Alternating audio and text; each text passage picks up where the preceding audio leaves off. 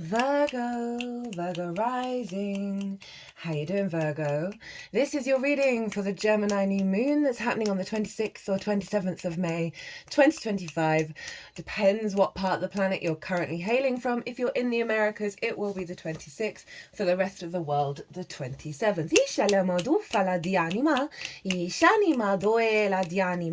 My name's Chloe. I work with card divination, astrology, and as you just heard, and as you can see, I channel multi-dimensional energies through my body, both in the form of physical and vocal light language. All of this is bringing in healing, attunement, and activation codes from my guides, my spirit team, in to help facilitate the messages that are going to come through for you today, my loves. Now, I read for the rising signs in terms of the astrology I'm going to talk about. So for those of you who do not have Virgo in the first house, just look to the house it does fall in your natal chart. Look to the themes of that house, and you want to apply those themes along with all the other meaning you've got going on in the sign of Virgo to the messages that come through here. It will be as if that Virgo energy, wherever it falls in your natal chart, has now energetically moved to the first house. So the astrology for the rising sign will always still link in.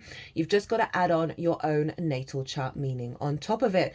Right, for example, I've got Virgo in the second house and my sun is there. So I'd apply the themes of the second and the meaning of the sun to what comes through in this reading. As always, take what resonates, leave what doesn't. So there's a collective reading before I get on with your reading, my lovely Virgos.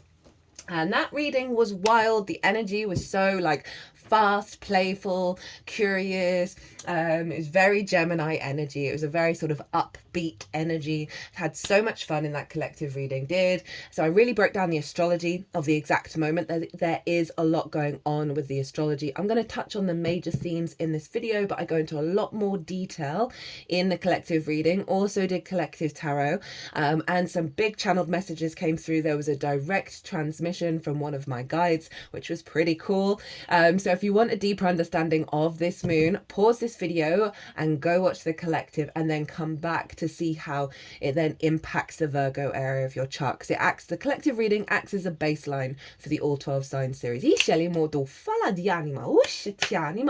Now I'm going to be pulling 3 cards when I talk about when I'm going through the astrology. The first card is going to be what is the activation code that is coming in with this new moon that will unfold over the next 6 months up until the Gemini full moon. We'll also get a card on how to work with that energy, how to amplify that activation, how to facilitate it, as well as a card about Jupiter, because Jupiter's going to move into Cancer on the 9th of June.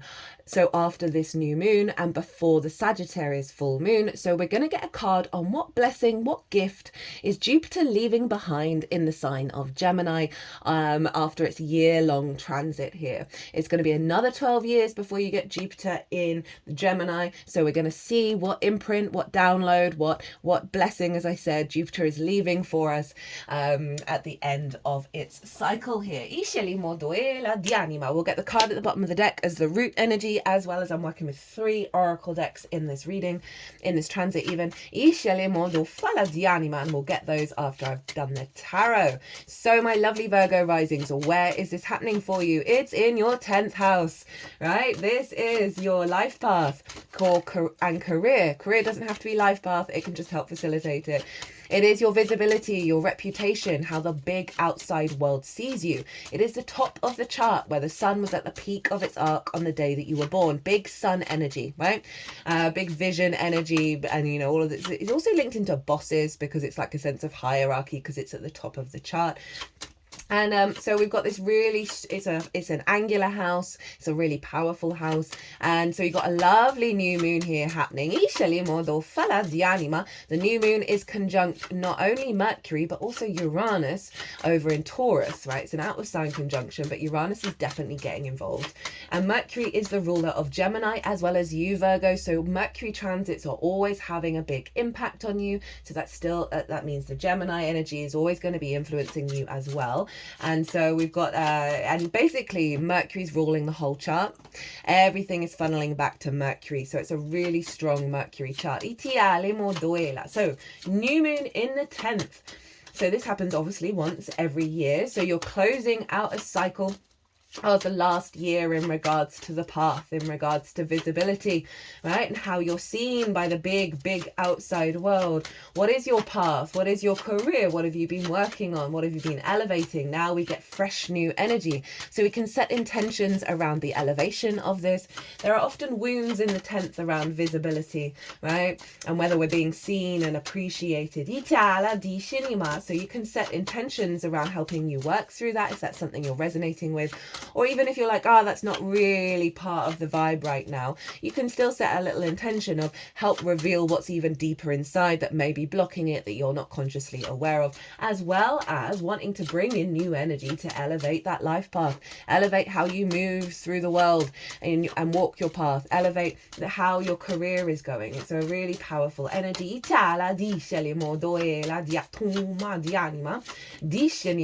So I mentioned Uranus is over in Taurus, influencing this moon. Now Uranus is very independent. It is the great liberator. It's very future thinking. It's very maverick in its energy, and it essentially wants to set us free so we can walk our path. So it's very much in alignment with the astrology, with this new moon, and it's in your 9th house of perspectives, right? How you map yourself out in the world, your morals, your ethics, your philosophies. It's also about mastering of something, or it's like linked into sort of higher learning. So Uranus has really been helping shake up and get you back to your true core perspectives, helping you align yourself with your incarnation, with your soul's frequency, and also bringing very, very maverick, unconventional perspectives to the forefront that's allowing you to feel more true in your individual experience, right? So this sort of liberating, very sort of unique ways of looking at the world, unique ways of elevating the way that you learn. This is all funneling into the 10th house. Now, I think the 9th house is so crucial for the 10th, because if we're not really in line with our perspectives in our work, in our career, in our path, then we can't really manifest in the fullest form.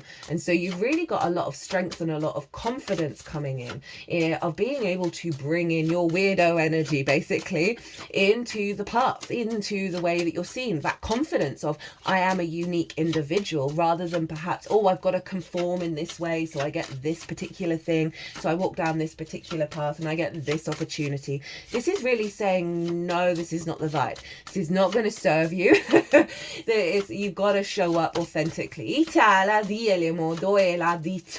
So this is a really beautiful energy flowing in. Now, what else is going on? Well, it's not just about the 10th house, because Saturn will have moved into Aries by the time we have this new moon. I'm going to do that transit next weekend, so that's going to come out. It's going to be the next transit that comes out. And so Saturn's in Aries along with Neptune, who's been there a little while. I've done a Neptune in Aries transit. That was beautiful, that transit. And that's energy is just taking us up to the retrograde on 14th of July, when Neptune goes retrograde. So we've got Neptune, we've got Saturn, we've got the asteroid Ceres, who represents abundance. She represents the natural inclination to evolve and grow, and for there to be a harvest, right? Saturn is about reaping what you sow. It's also about integrity and structure and foundations. And it's a very sort of mature energy. And Neptune is bringing us back to our divine frequency, our divine instincts, right? Our divine perspectives. And where is this all going on? Well, this is in your 8th house. And this is the house of transformation. It's about the outside world's resources and your interaction with it.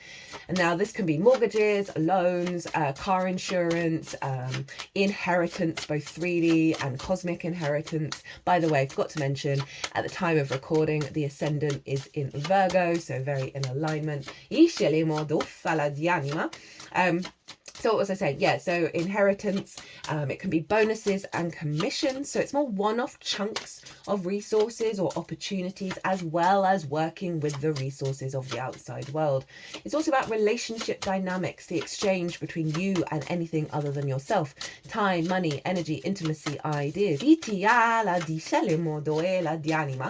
codependency. We can have scarcity here, scarcity mindset, hyper-independence and greed when things are out of balance. And these, and these are all things that which highlight where we're not in sync, where we're not in healthy reciprocity with the outside world.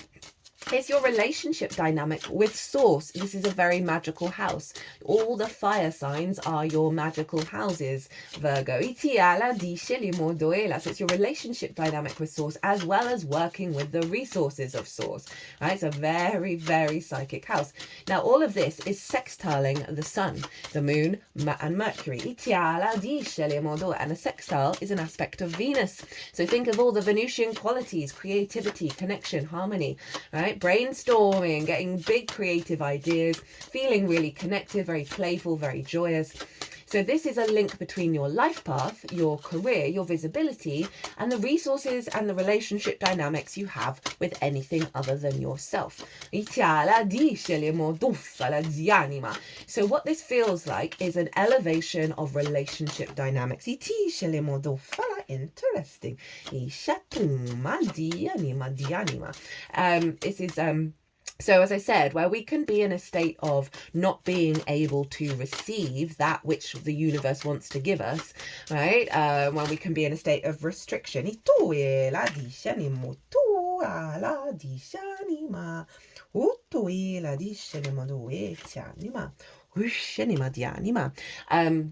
Sorry, I got a bit distracted. The deck was sort of all split up and everything.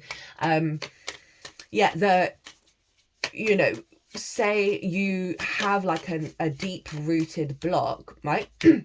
Around receiving, around having healthy relationship dynamics, i.e. receiving your reputation for the work that you've done, receiving visibility, receiving that which you need for your path, that which you need to elevate your career.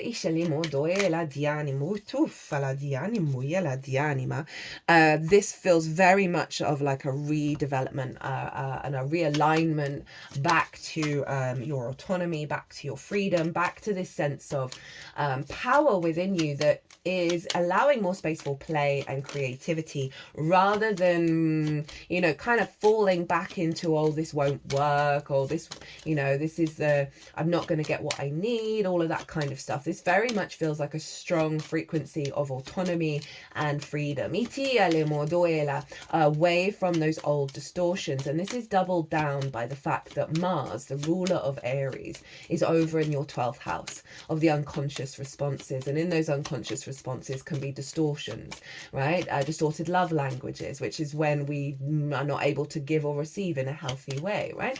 Limiting beliefs, trauma responses. It's also where anxiety, depression, loss and grief can hang out in the 12th. But underneath all of that, because it's the unconscious realms and the conditioning of the unconscious, is the magic of your soul, right? And Mars is there. So Mars is really helping you observe your actions and your deeds that may reflect those distortions, as well as reflect the empowerment of the magic of your soul in the way that you're moving forwards. Because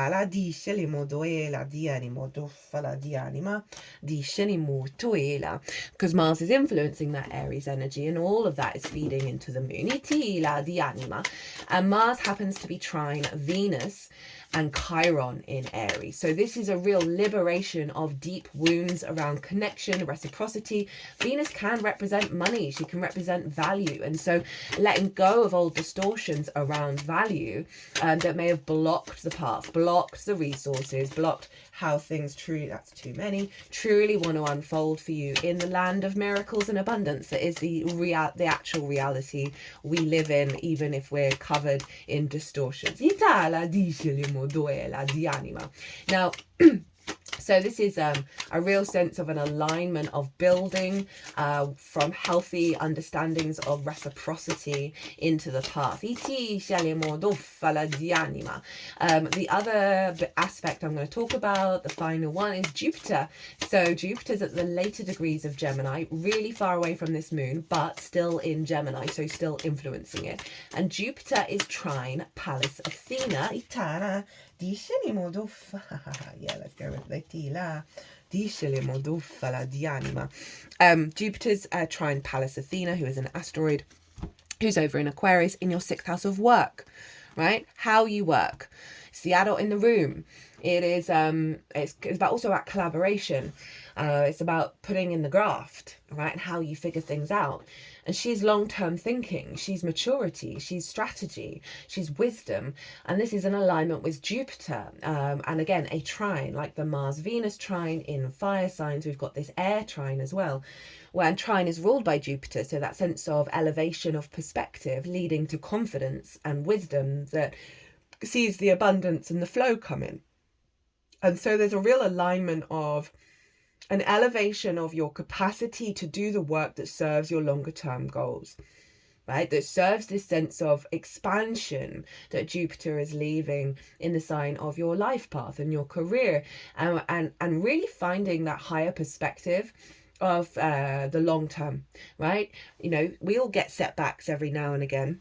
And sometimes we can fall in the pit with that, right, and not be able to get out of the pit. Now, Pallas Athena is making sure we can get out of the pit, right? And we're like, oh, this, I'm not gonna care about this in a month's time, right? This is gonna be irrelevant, and you're gonna be able to move very quickly. You're also gonna get a lot of bright ideas and a lot of wisdom come through of the path that Pallas Athena is gonna be able to put into practice. Right,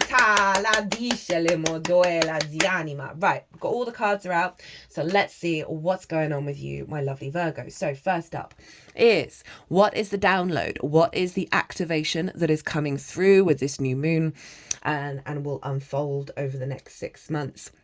We have an Aries card. We've got the Sun in Aries. This is really great. I like this energy a lot. This is one of the cards that I've been putting into practice and channeling at the moment. It's basically, you show up and do the best that you can. That's all we can ever do. It's all we can ever do. This figure is standing on a cliff. They have the higher ground. Sun in Aries is exalted. Yes, the Sun in Aries. The Sun is exalted in Aries, right? So it's a really powerhouse energy. And so it's also bringing in that Aries energy of your capacity. You're in a good place, right? They're letting you know you're in a good place. And this is doubled down by this 3 of Wands. And so, as I said, this figure's in a good position, right? They're looking out at the landscape. These ships are going off on their journey. They've done all the prep work, basically. They've done all the groundwork. And now all they need to do, not worry, not plan, right? Because those ships are going off, right? And they got no idea what the consequences are going to be. But all you can do in any given moment is tackle what's coming in that moment. Right, rather than say these ships have got like an 8-month, and I'm not saying 8 months, but an 8-month journey, the way you're not going to hear from them, right? You can't go into fear, you can't go into worry. All we can do is just acknowledge, okay, I'm doing what I can, and I'm doing it to the best of my ability, and all I'm showing up and doing what I can. It's a really strong card. It's a really strong position, and they're essentially saying, be in the present moment. Honor yourself, be integral with how you show up, do the best that you can, and know that you're in a good position. However things unfold in the time frame that they unfold, that this is a really confident space. And again, you've done the prep work. How to work with this energy, how to amplify it, right? What to focus on. Oh, Queen of Wands, more fire coming in, right? So, love the Queen of Wands, really independent. This is about cultivating your passions, your desires, right? Your sovereignty, your instincts, right? And she is a lucky black cat and a sunflower that always knows where to get the light. It's yin energy. This is about nurturing and loving yourself, cultivating your fire, your passions, your drives, right? This is a real sense of building on the prep work and enjoying the ride, enjoying the process, and really allowing yourself to enjoy that development, that nurturing, that depth that you're bringing to your instincts of how you want to walk your path, how you want to elevate that path. But it's still, be really present.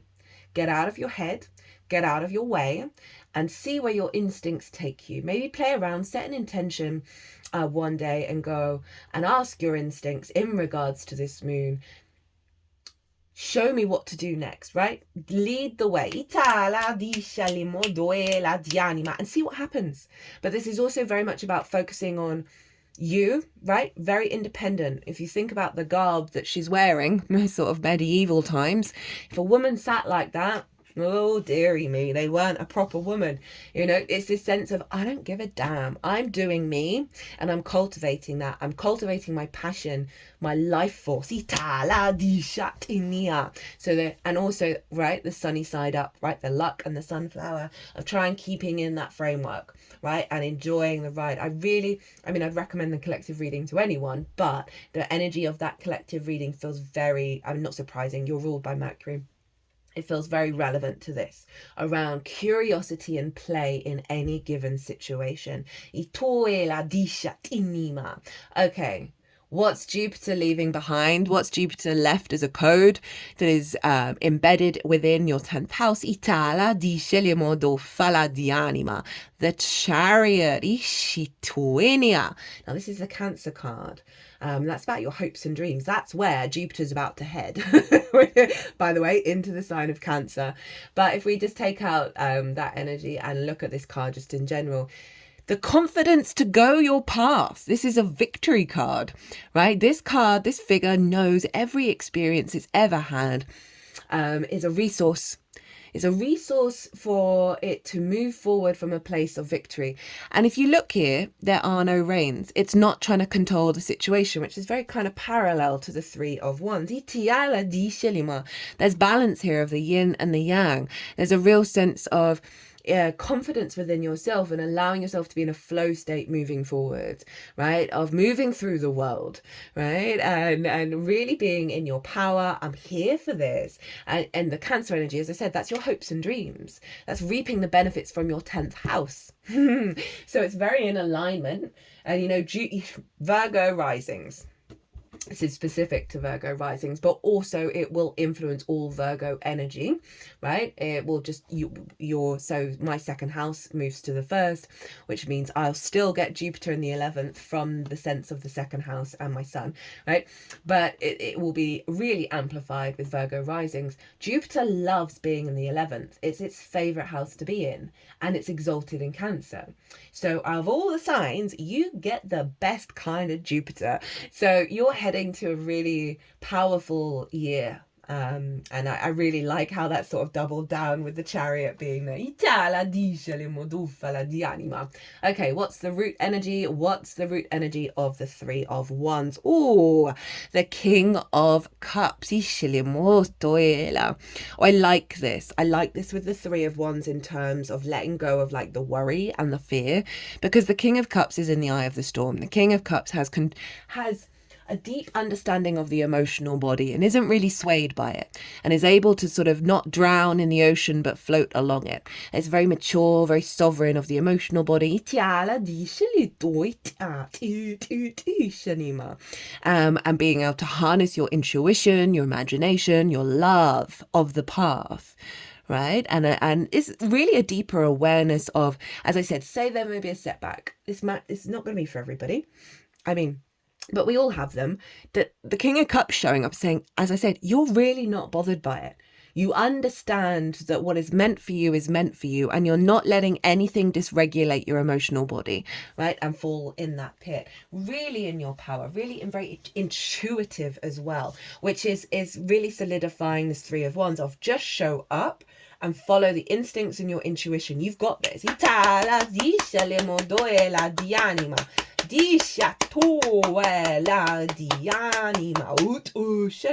are we going with the oracle cards? Okay, so we got 3 here. What?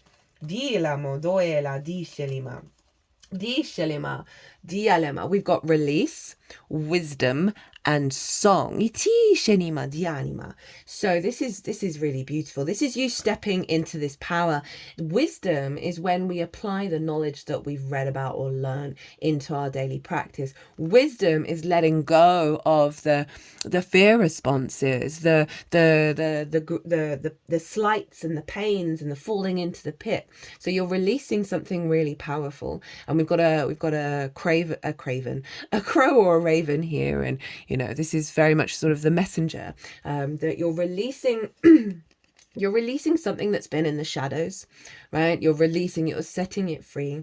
You're setting free those, perhaps the negative thought processes around whether you've been seen or not, or getting the recognition or the path, whatever. 10th house can have its difficulties. And with that, you're bringing in wisdom, and now these birds are coming back. And you notice the color difference, right? So we're moving from the shadow to the light. And then the song, we've got another bird here where you are then operating from your own vibration, right? Your own song, your unique frequency. You're able to sing, your being is able to sing its own frequency as you walk your path. That's beautiful.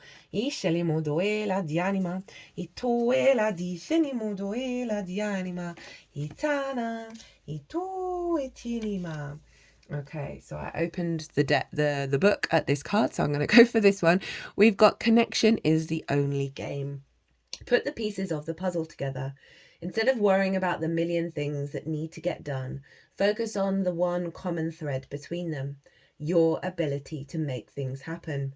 I mean, it's just summing up what we've already said in terms of getting out of the worry space, right? And calling on your instincts, and ask your instincts to show you where do you want to orientate next, right? Rather than the to-do list. Virgo, you got the South Node in your sign. If you've not caught the Virgo South Node Pisces North Node transit series, that is live. That is relevant for the next not 2 years. Not 2 years. We're about a year and a half now, thereabouts. With these in your sign, because we're letting go of that to-do list, Virgo. You know that, right? You know that can get in the way of the flow state, right? And so this is really doubling down on that. Let go of the plan, Virgo. Let go of the plan. And then we get one of my favorite cards, which is, whenever I get this card, it's basically trolling me. But get out of my head and get out of my own way and reorientate the energy. Every timeline exists. Choose one to move towards. If you can imagine it, then it exists somewhere in space and time. I feel like that's the King of Cups stuff. Like a radio, your brain is a receiver of information. You can tune into any reality you choose if you're able to align with it. And that's what you're doing with the Queen of Wands.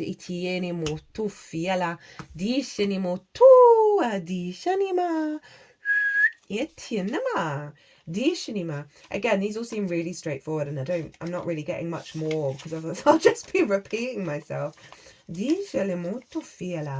So next up we have Scorpio. I desire, fiercely devoted, passionate, intense, powerful, loyal, mysterious, deep, ambitious, magnetic, secretive, obsessive, jealous, competitive. Your fierce devotion, loyalty, and passion is bringing you exactly what you want. I said you did the prep work. You did the prep work, Virgo. You're transcending anything that's in your way.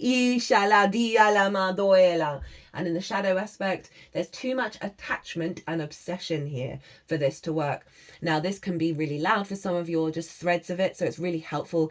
This might come up, this might be blocking you. I said you can set that intention with the new moon of what's hidden from me that's blocking the full alignment of the path. It could even be toxic or destructive. A door needs to be closed or something transformed. Just felt called to look at the bottom of the deck for this one. We've got the 5th house of pleasure. Create a life filled with joy. So I was saying, go watch the collective, because this reading feels very attuned to that. I mean, they all have done, but this one feels a little louder. But as I said, you're ruled by Mercury, and that ties in with the main message of that collective reading. So they've just given you a card where you don't need to. Okay, my loves, Virgo. What an honor and a privilege, as always, to read for you. If you want a personal reading, I've put in my description box my website, my email address, my PayPal, and the tiers for the pre-recorded videos and the times and the amount that it costs. So if you feel so inclined, go check that out. But other than that, Virgo, be good to yourselves, be good to those around you, safe travels, and be well until we meet again.